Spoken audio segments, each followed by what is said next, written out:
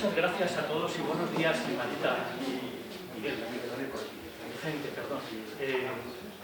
Muchas gracias por la invitación. Y la charla de Víctor, pues ha sido una fabulosa introducción, ¿verdad? Creo que me he quedado absolutamente fascinado. Me he quedado absolutamente fascinado porque además nos ha hecho, digamos, introducir digamos, la problemática y la cuestión, y a mí me permite, digamos, aterrizar a una cuestión ya muy de suelo, ya de formulación, de cuestiones ya muy aterrizadas en los aspectos... Esa era la idea, pero ¿te puedes quitar la mascarilla? Ah, sí. Perfecto, gracias. Y entonces, bueno, pues probablemente las personas, salvo algunos más conocidos, las personas del mundo de las vacunas y la emergencia del coronavirus, pues no me conozcáis, pero en el pasado yo ya venía trabajando en paralelo, quizás, y yo sin saberlo, a los desarrollos de Pfizer y los desarrollos de Moderna en la utilización, digamos, de nanopartículas lipídicas, que se ha hablado mucho en la presentación de Víctor.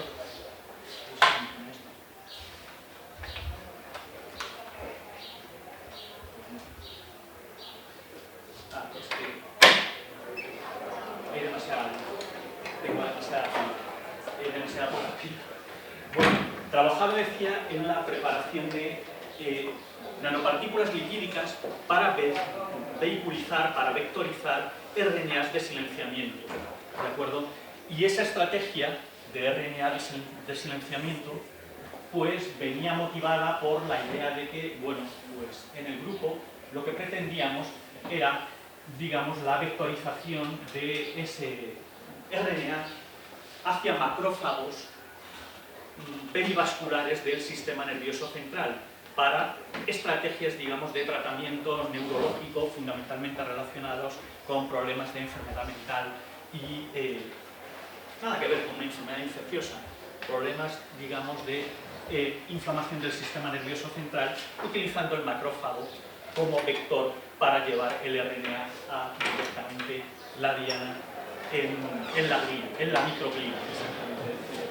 Entraremos en detalles un poco más adelante, pero cuando Marita me dijo, bueno, pues da una charla en el curso de nanopartículas y vacunas de ADN, pues efectivamente comprendí que, aunque no había trabajado en coronavirus y en vacunas orientadas al SARS-CoV-2, pues nuestra experiencia en formulación, nuestro detalle como formulador podría ser tremendamente útiles para este curso y fundamentalmente para esa parte de la audiencia más dedicada a la formulación de esos vehículos específicos para llevar la vacuna, en particular tremendamente lábil de RNA, también de DNA, a una ubicación bien definida.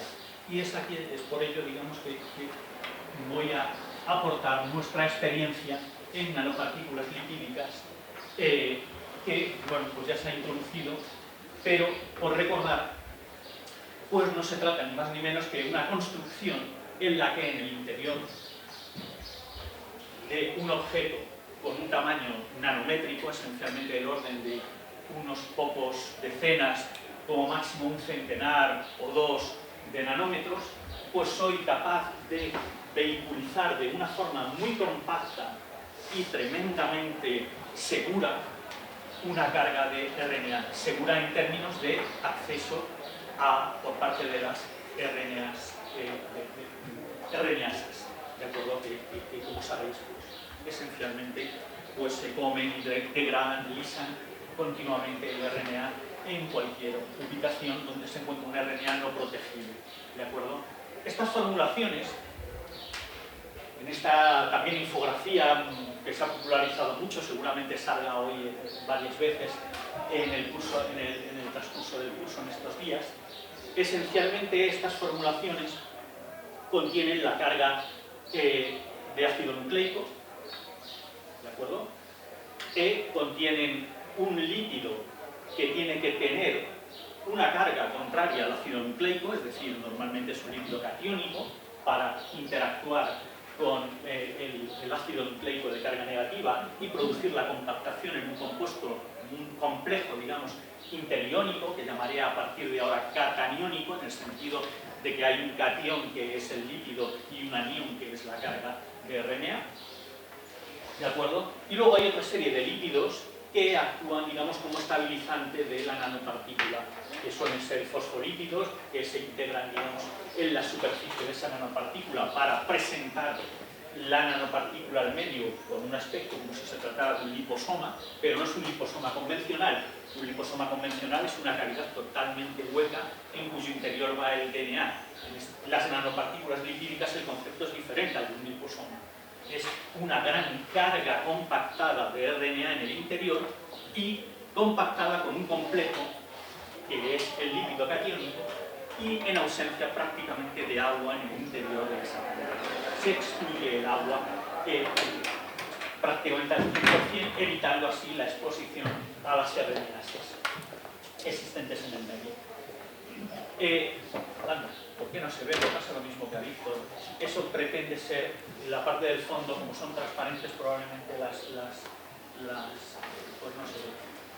Esto es un macrófago, ¿de acuerdo? Es un macrófago. Nosotros las estrategias que os voy a mencionar o que vamos a estudiar y a exponer es un estudio de caso en el que nanopartículas lipídicas formuladas de una manera específica que os voy a contar, pues se formularon de tal manera que uno de los lípidos que se utiliza en la corteza de dichas nanopartículas, que normalmente son lípidos pegilados para conseguir mayor adhesión con el sustrato al que van a vectorizarse, ¿de acuerdo? Pues esos lípidos pegilados los formulamos de tal manera que contuvieran un receptor específico para los macrófagos. Y os preguntaréis, ¿por qué macrófagos perivasculares? Pues los macrófagos, efectivamente pensamos en ello porque era una estrategia que se había utilizado en el pasado para vectorizar fármacos y vectorizar también otro tipo de terapias génicas al sistema nervioso central, pero los macrófagos perivasculares en general son centinelas bastante ubicuos, están en bastantes órganos, están en prácticamente todos los órganos del organismo, ¿de acuerdo? Están en el cerebro, por supuesto, como es el caso que nos va a ocupar, pero están en también otra serie de órganos que están en contacto con la circulación. Son, digamos,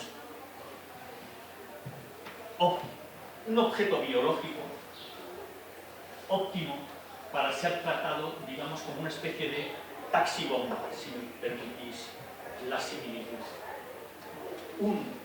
Una célula que está presente en la circulación, es decir, puede aceptar cargas de nanopartículas o de otros vehículos procedentes de la circulación sistémica, ser cargados en los macrófagos y pasar por la capacidad de pilotaje del macrófago como centinela del sistema inmunitario en la proximidad del órgano y en contacto con la barrera fisiológica hacia la sangre, o ser capaz de transportar la nanopartícula directamente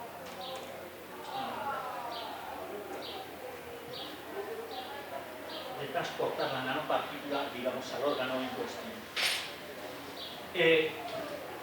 Pero es que además los macrófagos están involucrados en la resolución de los procesos inflamatorios, en la resolución inmunológica de la inflamación en órganos diversos. Aquí tenéis esta presentación en la que efectivamente pues veis cómo en el caso de enfermedad maligna pues los macrófagos participan con una serie de señales digamos recogidas a partir del sistema circulatorio en el desarrollo del proceso, en la resolución del proceso inflamatorio, en el caso de traumas acústicos producidos en el oído, por ejemplo, cuando se produce el trauma se produce una fenestración de los vasos y una pérdida de material. Los macrófagos, pues recibiendo una serie de señales, son capaces de migrar desde el vaso hasta el interior del tejido y viceversa, y recomponer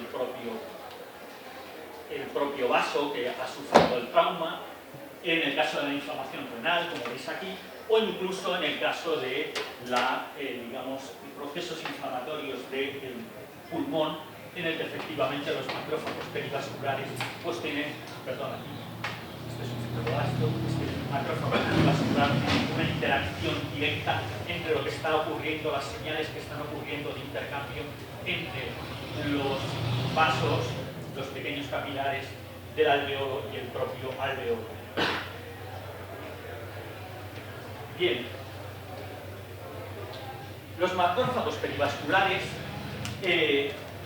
son ubicuos, efectivamente, en el sistema, en el sistema humano en general, en cualquier especie, ¿de acuerdo? Pero en el caso del sistema humano, los macrófagos proceden de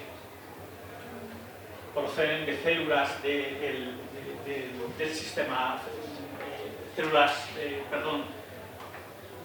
del sistema hematopoyético, quería decir, ¿de acuerdo?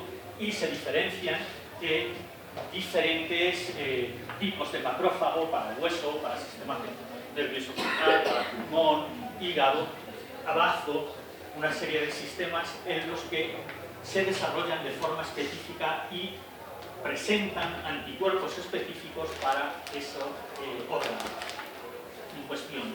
En el estudio de caso que nos ocupa, que es el uso de macrófagos perivasculares del sistema nervioso central, la unidad, digamos, biológica relevante es lo que se denomina la unidad neurovascular. Efectivamente, este es el corte transverso de un vaso.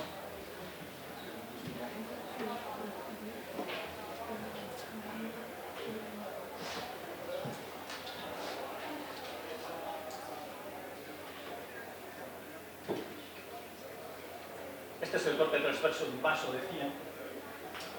Aquí vemos los monocitos precursores que están en circulación, y esos monocitos, cuando se activa la respuesta inmunitaria, pues se diferencian en forma de macrófago perivascular, es esta estructura que tenéis aquí pegada al vaso, ¿de acuerdo? Y se encuentra, digamos, en la interfaz entre el propio vaso y la estructura, digamos, de neuronas y la estructura organizada en el parénquima cerebral, ¿de acuerdo?, alrededor de cada uno de los vasos, en donde efectivamente tengo una membrana glial que es, digamos, se superpone a la propia membrana endotelial del vaso, ¿de acuerdo? El macrófago perivascular se encuentra en esa región intermedia, y cuando se produce la inflamación, cuando se produce la enfermedad, estos macrófagos perivasculares están pilotando esa estructura intermedia y son responsables del transporte de materia, de materiales entre la circulación y el propio tejido. El macrófago perivascular del sistema nervioso central, este es digamos, su membranoma, son las proteínas de membrana que presenta en su superficie, y nos fijamos en particular en una concreta que es el C2, el clúster de diferenciación 206, que con ese nombre probablemente no os diga gran cosa, pero que es el que se conoce como receptor de manosa de los macrófagos, ¿de acuerdo? La manosa es, bueno, pues un ligando muy habitual, de carácter, es un azúcar, ¿de acuerdo? Y ese receptor de manosa está constituido, esta es su estructura, aquí lo veis, es el CD206, es una proteína de transmembrana, con el segmento C-terminal es plasmático, y extracelular pues tenéis todo este dominio, el cual está constituido fundamentalmente por dominios de reconocimiento de carbohidratos, ¿de acuerdo?, con estructura parecida a... son dominios polipeptídicos de un tamaño típicamente, cada uno de ellos, del orden de unos 20-30 kilodalton. El peso molecular global del receptor de manosa es 180 kilodaltons, ¿de acuerdo? Y el receptor específico, el terminal, el N-terminal, pues es un receptor específico para el N-acetilglucosamina, que es un carbohidrato pues muy específico, aminado, que puede utilizarse en determinadas estrategias, pero en el que no nos hemos fijado fundamentalmente. En esta estrategia, para esta formulación, utilizamos todo este cassette de dominios de reconocimiento de manosas y fujosas, ¿de acuerdo?, que tenemos aquí, que son glicanos extracelulares que se encuentran muy frecuentemente, digamos, distribuidos a través del sistema circulatorio, y por tanto es la estrategia que vamos a utilizar para hacer reconocimiento de nuestras nanopartículas a los macrófagos. Los macrófagos presentan este receptor y este receptor será utilizado para unir a los macrófagos las nanopartículas lipídicas que vamos a formular. ¿De acuerdo? El receptor de manosa, a su vez, tiene un pequeño dominio, que es el dominio de reconocimiento de fibronectina, que produce reconocimiento fundamentalmente para colágeno en la matriz extracelular. Puede ser también un, digamos, dominio interesante de reconocimiento para determinadas estrategias de unión a la matriz, ¿de acuerdo? Pero esta es otra historia que no consideraremos en este trabajo. La función biológica esencial del receptor de manosa es producir la fagocitosis de patógenos. El macrófago atrapa y fagocita patógenos, bacterias y virus a través de reconocimiento de, por ejemplo, el lipopolisacárido de la biota de una bacteria. Se produce también la endocitosis de desechos por reconocimiento de glicanos y endocitosis en vesículas mediadas por clatrinas, ¿de acuerdo? Se utiliza en funciones, es usado en funciones de señalización extracelular y esencialmente es un gran antena de señalización de cascadas de regulación de la cascada inflamatoria del sistema inmune, ¿de acuerdo? Y, bueno, también otra de sus funciones es la eliminación de glicohormonas presentes en el sistema circulatorio.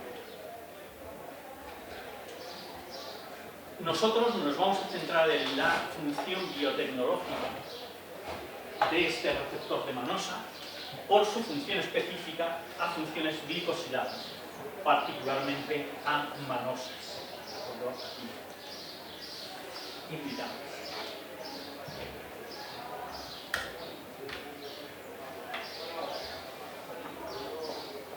Bien, pues pasemos a la formulación de las nanopartículas lipídicas. Estas partículas lipídicas, la cubierta la pensamos funcionalizar con el receptor, digamos con una manosa, de tal manera que fueran reconocidas por los receptores de los propios macrófagos. La manosa, entendida como, digamos, un ligando posible para ser introducido en estrategias de formulación de nanopartículas, es bastante amigable, es bastante interesante por su capacidad de hacer química bioortogonal con ellos, ¿de acuerdo? Podemos hacer reacciones químicas sin necesidad de utilizar disolventes y reacciones, digamos, agresivas o incompatibles con, digamos, la viabilidad del sistema biológico, ¿de acuerdo? Esa química es una química de alta estabilidad, hay baja reactividad, por tanto, hay que inducirla de alguna manera. La manosa es altamente hidrofílica, lo cual es una ventaja, porque la exposición de la partícula con manosa hacia el exterior da estabilidad hidrofílica de la propia membrana, que va a ser tremendamente hidrofóbica en su interior, y además existen comercialmente un montón de soluciones, varias soluciones, para hacer la manosa funcionalizable a través de estrategias de química clínica. Aquí podéis ver el resultado de hacer química bioortogonal con este receptor de manosa, en el que efectivamente pues, lo que hicimos fue funcionalizar un lípido pegilado bastante convencional, la diesteroilfosfatidiletoetanolamina, pegilada. Existe comercialmente con una función NHS, que es una función reactiva de química click, y es esta función reactiva que podéis comprobar aquí, ¿de acuerdo? Es totalmente bioortogonal, es totalmente biocompatible, y se hizo reaccionar en una estequiometría 1:1 y de forma totalmente, con un rendimiento prácticamente del 100%, con un precursor de manosa también disponible comercialmente para producir el lípido pegilado en versión manosilada. Aquí podéis comprobar cómo efectivamente el espectro de resonancia magnética nuclear del lípido es bastante complejo, pero tras producir la reacción se producen estas señales que son aparentemente muy débiles, pero lo que significan es que simplemente la intensidad de los protones procedentes de la manosa pues da lugar a esa pequeña intensidad. Ahí podéis ver efectivamente la presencia de esos protones procedentes de la manosa marcados en rojo, donde se indica la unión covalente de la manosa al lípido pegilado.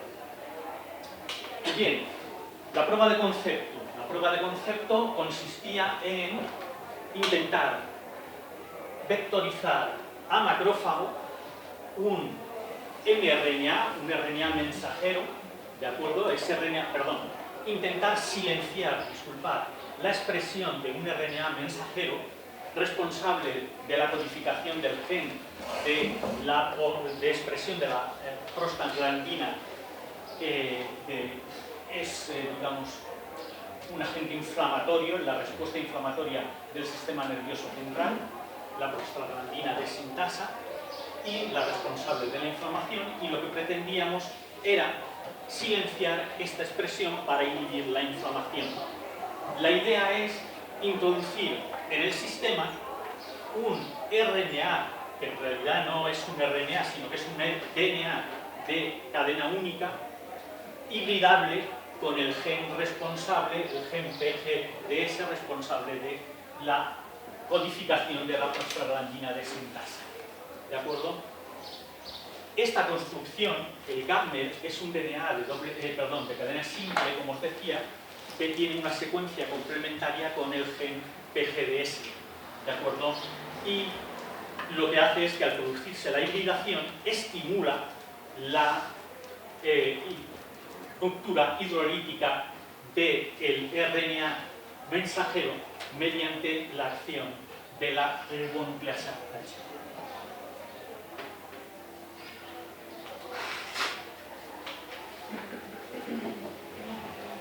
Este DNA de cadena simple, a diferencia de los RNAs convencionales, que son muy lábiles, lo construimos de tal manera, y pedimos su construcción a una empresa que se dedique específicamente a ello, de tal manera que fuera un DNA de cadena simple complementario con el RNA correspondiente mensajero, por supuesto, pero que además tiene en sus flancos un constructo que impide la degradación, ese constructo aquí y aquí, impide la degradación por RNAsas del medio. ¿De acuerdo? Este tipo de construcciones se denomina en la literatura GAP. ¿De acuerdo? No es un RNA, es el DNA de cadena simple equivalente o complementario con el RNA mensajero que quiero silenciar, ¿de acuerdo? Son fragmentos muy pequeños, del orden de 16 nucleótidos, ¿de acuerdo? Y con estos flancos sintéticos, son también miméticos de RNA, pero son sintéticos porque tienen una modificación química patentada, ¿de acuerdo? Por eso hay que encargarlo a la empresa que dispone de la patente, ¿de acuerdo? Para, digamos, actuar de flancos protectores de esta secuencia, para que esta secuencia, el GAPMER, digamos, no se degrade en el medio, porque existe una imposibilidad de acceso por parte de las RNAs, ¿de acuerdo? Entonces, bueno, el proceso, digamos, el mecanismo es la hibridación de este GAMMER como secuencia complementaria al RNA que quiero silenciar, ¿de acuerdo? Y una vez se produce la hibridación, se produce la ruptura hidrolítica por parte de la ribonucleasa, de tal manera que el gen correspondiente no se encuentra disponible para expresión y se produce su silenciamiento y por tanto no hay expresión del gen, y entonces el resultado es que el paciente resulta curado. Ahí tenéis mostrado el detalle de este mecanismo que os he contado, donde efectivamente el DNA se produce el correspondiente fragmento de RNA mensajero para producir la expresión del gen correspondiente, pero el GAMMER complementario se hibrida con el gen, se hibrida con el RNA mensajero, inhibiendo la acción de la RNA polimerasa, pero favoreciendo la ruptura hidrolítica por parte de la ribonucleasa H, ¿de acuerdo? De tal manera que se produce el cleavage, la ruptura de la cadena y por tanto el silenciamiento del gen. Estrategia. La estrategia de compactación es clave. ¿Qué es necesario en una nanopartícula para ser eficiente?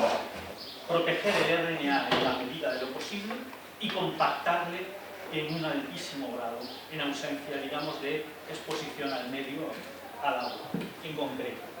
Para ello, el formulador se hace un planteamiento que, en nuestro caso, consistía en asumir que el GAMMER, que es una pequeña cadena del orden de 20 y tantos, contando con los 16 nucleótidos del centro, más o menos 12 a cada lado, del orden de 30 y tantos nucleótidos en total, es un pequeño fragmentillo que tiene cierta, digamos, flexibilidad.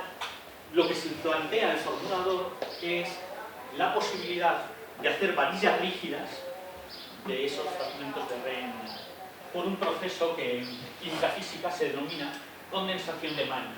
La condensación de Manning esencialmente consiste en que un poliión en general, que tiene cierta flexibilidad, cuando se le condensa los contraiones o un contracatión, si es un polianión, se produce una rigidificación. Es como si tuviéramos un cable flexible y cuando a su superficie se le condensa por condensación iónica su contraión, pues se produce la rigidificación.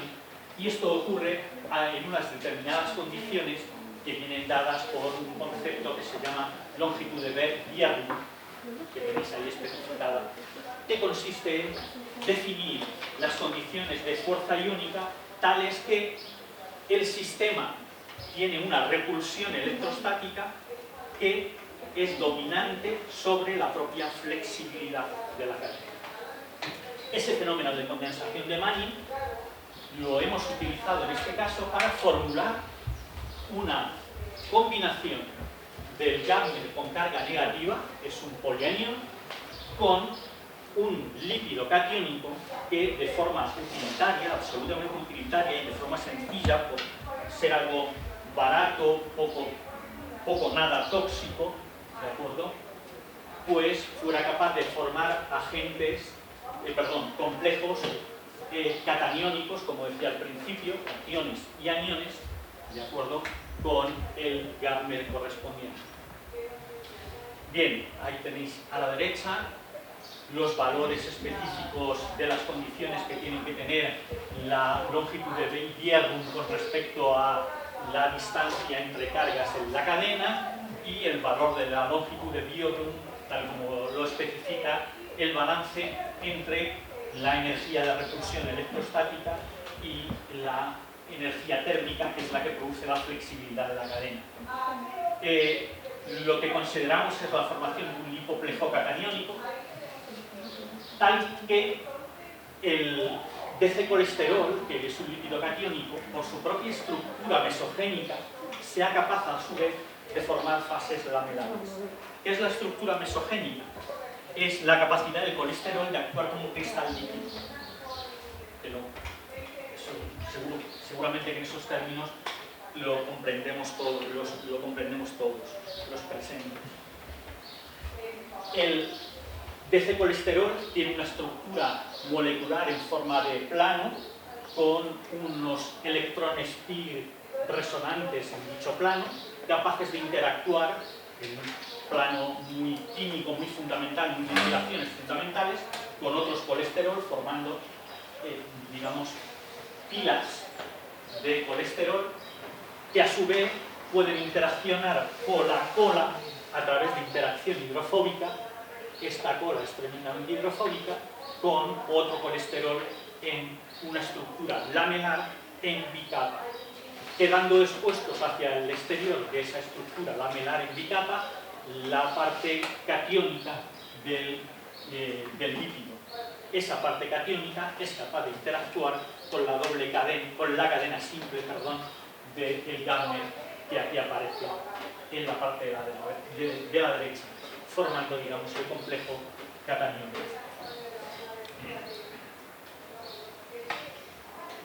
En este diseño, la estequiometría del complejo es 2 moléculas de DC-colesterol por cada uno de los nucleótidos del Gardner. La estequiometría monomérica es 1,2 en fase lamelar. Aquí tampoco se ven los colores. Bueno. Estrategia de preparación. Pues la condensación de Manning, os contaba aquí, es algo que depende muchísimo de la constante dieléctrica del medio. Aquí recordaremos probablemente todos, aunque no vengáis del mundo de la química física, pues reconoceréis la constante dieléctrica en la ley de Coulomb. Esto es una especie de ley de Coulomb, donde tengo el producto de las cargas en el numerador y la constante dieléctrica en el denominador. Entonces, a mayor constante dieléctrica del medio, la longitud de Bernoulli disminuye y yo puedo tener la modulación necesaria para conseguir la condensación de Manning. Esto lo consigo siguiendo una estrategia, lo conseguimos en el grupo siguiendo una estrategia que es el uso de disolventes tuneables.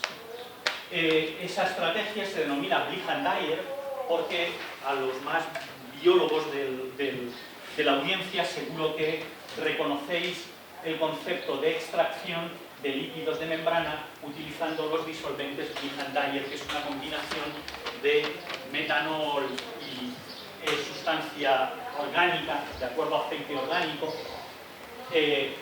alcoholes y alcoholes que tienen, digamos, constante dieléctrica alta y aceites orgánicos. En el proceso inicial de Blich-Dyer se utilizaba cloroformo como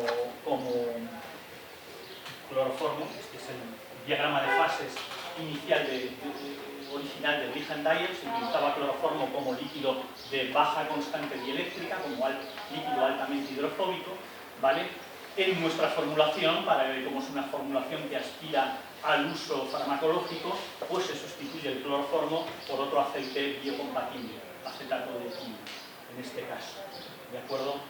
La tunabilidad o tuneabilidad, digamos, de estos disolventes se consigue gracias a la introducción de más o menos alcohol en una mezcla en la que se trata, digamos, el extremo hidrofílico con 100% cloroformo y el extremo hidrofóbico con 100%, al revés lo estoy diciendo, el extremo hidrofílico con 100% agua y el extremo hidrofóbico con 100% cloroformo. Y el metanol es el tuneador, digamos, el modulador de esa interacción de Manning. Mucho metanol en el sistema produce un sistema en una sola fase, y aparecería un solo color en una sola fase, mucho metanol, ¿de acuerdo?, en la parte izquierda, y podríamos estar en esta situación en la que yo tengo una monofase en la que produzco mi reacción. Posteriormente, si yo depleciono metanol en el sistema puede pasar a directamente esta región donde el sistema pasa de estar en una sola fase a estar separado en 2 fases. Aquí esta interfaz que se aparece levemente, en realidad lo que está separando, si se vieran los colores, es la fase inferior de baja constante dieléctrica, es una fase rica en el aceite orgánico, y la fase superior es una fase rica en agua. Las nanopartículas se van a generar en esta estructura y van a ser extraídas de forma concentrada en la fase orgánica de baja constante dieléctrica, donde la interacción de Manning es favorable. Bien. Más cuestiones de diseño detallado. El polianión va a interactuar con el lípido catiónico en una fase que denomino Manning 1, en la que efectivamente se forma el lipoplejo de tal forma que el polianión interacciona con unidades, tantas como nucleótidos tiene el propio polianión, unidades de colesterol. La estructura inicial que se forma en la fase, en la monofase de Blyhan-Dyer, es una estructura en forma de micela inversa. ¿De acuerdo? Cuando finalmente se produce el paso de la monofase a la bifase, produciéndose una disminución de la constante dieléctrica en un medio altamente hidrofóbico, lo que ocurre es una segunda condensación de Manning que compacta en la fase lamelar la estructura así formada inicialmente, formando capas de lípidos intercalados con el gamma.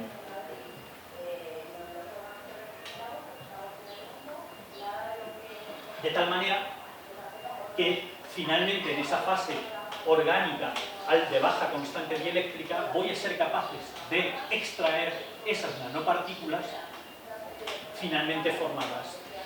Y esas nanopartículas, para que os deis una idea, consisten, digamos, en una fase lamelar de alta compactación, donde la parte clarita serían los lípidos y la parte marrón sería el RNA altamente compactado y para nada expuesto a digamos, la fase exterior y por tanto liberada o inaccesible a la acción de las RNAsas.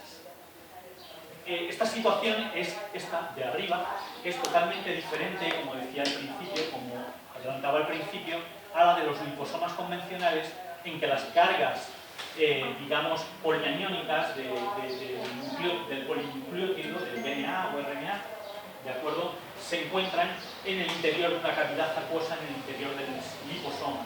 La capacidad de carga de estas estructuras que denominamos nanopartículas lipídicas es al menos 2 órdenes de magnitud superior a la carga posible en un liposoma. Podemos decir que el corazón de la nanopartícula lipídica es un corazón sólido, mientras que el corazón o el lumen, digamos, del liposoma es una cavidad húmeda, es una cavidad tremendamente acuosa en la que puedo cargar, y en la propia carga, puesto que el entorno es acuoso, pues bueno, podría producirse la degradación por RNAs. De ahí, digamos, la importancia el interés, digamos, de estas formulaciones. Este es el proceso químico que diseñamos para la síntesis química que diseñamos específicamente para esta producción, que utiliza el concepto Blyhan-Dyer que os he comentado previamente, y que tiene una serie, no es un paso en one step, no es un one pot, no es en un solo paso, es múltiples pasos, pero permite, digamos, la no exposición, la protección continua del DNA o del RNA frente al medio hidrofílico, frente al medio acuoso donde habitualmente se encuentran las RNAs, las enzimas, digamos, hidrolíticas del RNA. En todo momento el RNA está protegido a la exposición al agua. Finalmente, tras este proceso, se obtienen las nanopartículas lipídicas, como puede observarse ahí en el fondo, la formación de un pellet clarísimo, donde aparece la fluorescencia que se ha utilizado para reportar, digamos, como reportador, digamos, de la presencia del RNA. ¿De acuerdo? Se utiliza un RNA específicamente marcado con una fluorescencia. A continuación, para formuladores, pues os pongo la formulación química, la receta de preparación de cada uno de estos componentes.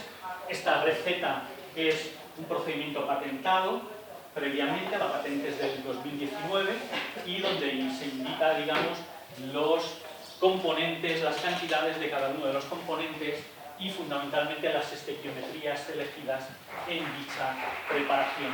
Los componentes básicos es el gammer, es decir, el RNA de silenciamiento, que ya hemos dicho que se trata de un single strand DNA, ¿de acuerdo? Y el DC-colesterol como lípido catiónico para producir la complejación del polianión. Este es el diagrama de fases real utilizado, aquí pone cloroformo, pero en realidad, disculpad, es acetato de etilo. El diagrama de fases real utilizado en nuestra formulación.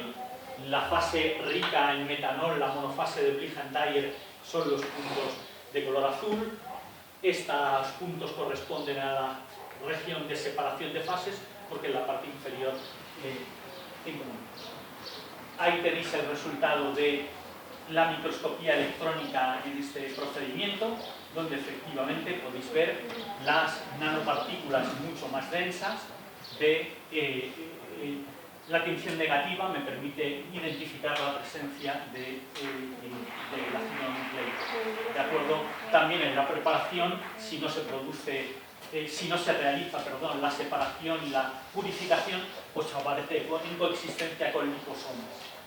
Aquí se ve, digamos, el resultado de la caracterización una vez se ha realizado la purificación, donde pueden verse en la parte superior las nanopartículas perfectamente estructuradas en forma lamelar, con un corazón denso, electrodenso en el interior, que corresponde a una alta carga de RNA, y una corona más liviana, que corresponde a la formación de la estructura lipídica más exterior, más con los lípidos de reconocimiento. Como sistema control se presentan resultados en la parte inferior correspondiente a la preparación típica de este RNA de silenciamiento, que es una preparación comercial que se denomina cloronato liposomal.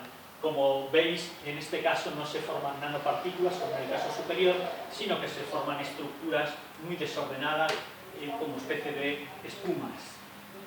Esta es la caracterización de las nanopartículas, donde se puede ver que efectivamente son del orden de 100 y pico nanómetros de diámetro. La caracterización de carga, puede verse que efectivamente las nanopartículas tienen una carga prácticamente cero, es decir, es una estructura cataniónica, y aquí se puede ver en la resonancia magnética nuclear la formación, digamos, de la aparición de picos correspondientes a la presencia de la manosa en esta construcción. La caracterización por microscopía electrónica nos permite determinar la estructura lamelar en la forma en que se había diseñado el diseño, y finalmente el dato correspondiente a la evaluación in vivo de, digamos, la capacidad de vectorización de estas nanopartículas en macrófagos. Se hizo utilizando un modelo de sobreexpresión del receptor MAN en macrófagos, que es las ratas Wistar-Hanover, ¿de acuerdo? Y esencialmente se dio la ubicación de la presencia de estas nanopartículas en dos ubicaciones, que eran en los macrófagos perivasculares y en los macrófagos meningeos. A continuación podéis ver cómo efectivamente en un macrófago perivascular hay gran presencia de nanopartículas. Esas nanopartículas en color verde, este es el vaso y este es el macrófago, ¿de acuerdo? Se produce colocalización justamente aquí, veis en este panel, esto es el núcleo, este es el citoplasma, y hay colocalización en la región donde está el macrófago. En la zona meningea lo mismo, ¿de acuerdo? Y en el parénquima cerebral no hay colocalización, es decir, no se vierte de forma indiscriminada al parénquima, sino simplemente se queda en los macrófagos. Esta es, digamos, la evaluación de citotoxicidad para intentar ahora ya conectar con el mundo COVID y el mundo de la interacción de la traslación de esta estrategia de nanopartículas lipídicas a macrófagos al mundo SARS-CoV-2. Esto es la evaluación de citotoxicidad en una célula típica, una línea celular típica de epitelio pulmonar, la A549, donde puede verse, no se ve, pero bueno, que, salvo, aquí no se ve, en el control efectivamente la viabilidad es del 10% y aquí es el dosaje, y efectivamente salvo en dosis altas en que la viabilidad celular es del orden del 55%, ahí se ve la presencia de las nanopartículas, se ve muy mal, ¿de acuerdo? En el caso tras 24 horas de tratamiento, pues puede verse que efectivamente incluso esa viabilidad celular a alto dosaje pues aumenta hasta el 70%, lo cual son datos bastante aceptables para una construcción para la que no ha sido pensada. Y ya con esto finalizo, la posible traslación a la formulación de vacunas, pues vamos a ver de forma comparada el receptor de Manosa, en el cual me he estado centrando todo el rato, con el receptor de angiotensina, el convertidor de la enzima de conversión de angiotensina, que todos conocemos, la enzima AC2, ¿de acuerdo? Aquí en la parte derecha os puede parecer, porque hay detalle atómico de la estructura que es mucho más grande que este receptor, pero en realidad el receptor de Manosa utilizado, pero en realidad el CD206 es 180 kilodaltons y el receptor AC2 tiene un peso molecular del orden de 92 kilodaltons. Por no hacer spoiler a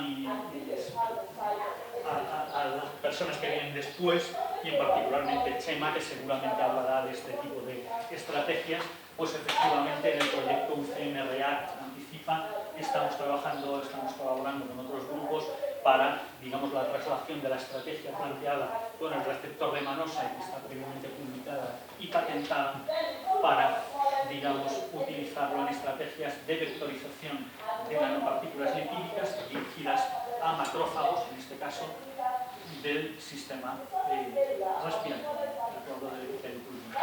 Pues muchas gracias a todos.